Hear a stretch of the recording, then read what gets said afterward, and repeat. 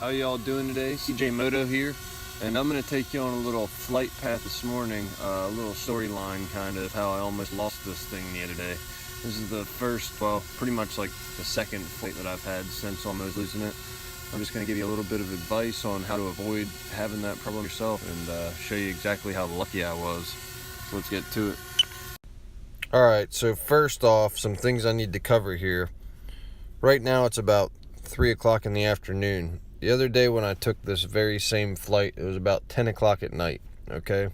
And there were some spectators, so there were some people watching that I was trying to impress. So, night flying increases the risk. Spectators probably increases the risks. Things to keep in mind.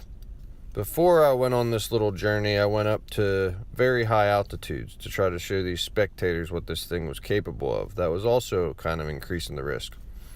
I was not paying attention to the wind, and when I got up to around 300, 400, however many feet, 700, 800, whatever it may have been, it started to give me, even early on, up to 200, 300 feet, it started to give me a warning I've never seen before, and it basically said high wind or high speed wind, something like that. And I just kind of ignored it. Now, there's some beautiful little birds. But I just kind of ignored this warning, and I just kept on my flight. So I went up, straight up, for about a few minutes. I probably had about, 60% battery remaining, 50% maybe. And I started to head over this way that I'm going now on this flight path that I'm showing you. And I just went over past, now this place out here is called TK's Tavern, and it's a little bar. So I went over pretty far past that, I don't know, at least 50, 60 yards, not super far, trying to get to the Walmart behind it. Well, I lost reception because you have a lot of houses in the way and everything. So I began to head back. Well, I went ahead and tried to return to home. And what it told me was returning to home. Well, the aircraft wasn't returning to home. It continued to leave. So what I had to do was turn it into manual mode, and I put it on sport mode, and I just kept moving the stick around until it started to come back towards me. Now, you see that figure 8 there in that yard? Well, that's basically where I was driving my car around at the very end of looking for this thing. So I had one screenshot left, and I did not know about the Find My Drone function on the app until after this event. So about 10 o'clock, 11 o'clock at night, I was in that parking lot for about 45 minutes to an hour. Because I had one screenshot. I wasn't video recording when it went down. And when I kept on turning the remote on, it gave me one quick glimpse. And I'll probably eventually make that glimpse the thumbnail to this video. But yeah, it gave me one quick glimpse, and that was it. And so I spent the better part of an hour looking around this parking lot for my drone.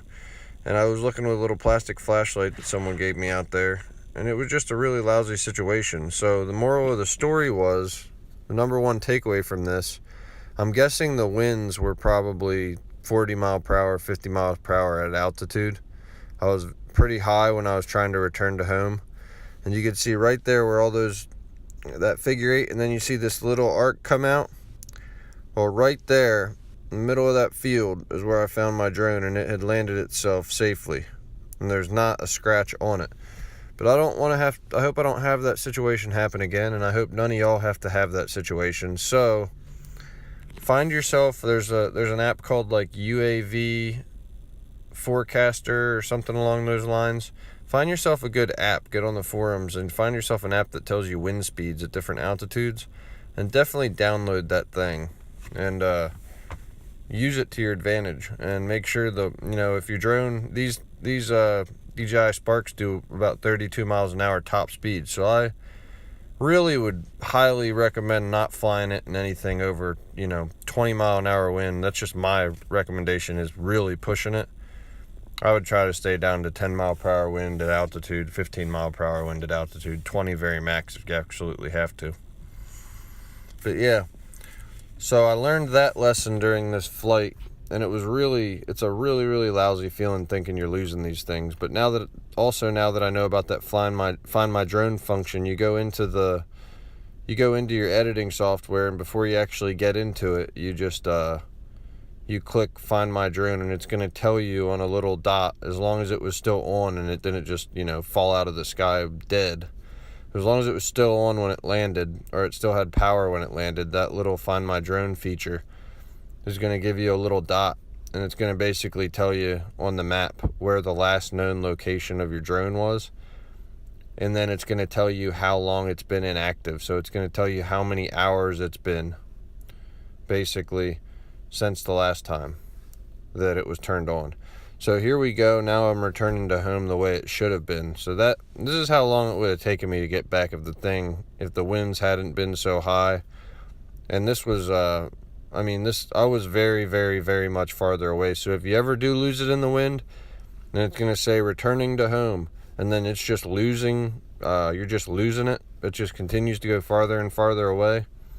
Then you really need to switch it into sport mode, and you need to move that stick until you start to hopefully see it come closer to you in your screen. And get it back as close as you can to you. And then go ahead and let it land. Hit record so it's hopefully recording when it lands. And then hopefully between that video recording you're able to capture off the drone itself, mixed with, well, no, you're not going to be able to capture anything. You're going to have to use it off the video cache on your editing software. Mix that with the Find My Drone function, and hopefully you'll be able to find it. Hopefully you'll be able to avoid any situation like that by A, seeing what your winds are like using some type of app, and then B, going ahead and making sure you're having plenty of battery life left. So don't fly in high winds, and make sure you have more than enough battery life. And honestly, you shouldn't have any issues with your DJI Spark returning to home with no types issues. And maybe also the other thing to note would be make sure that you have a good GPS lock before you take off. I mean, that's also absolutely a necessity.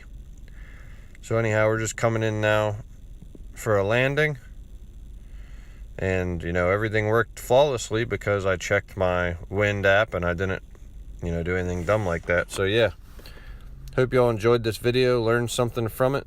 Comment below with any type of DJI Spark advice that you may have to help other pilots from losing their, valued possession of the DJI Spark. It's a blast to fly.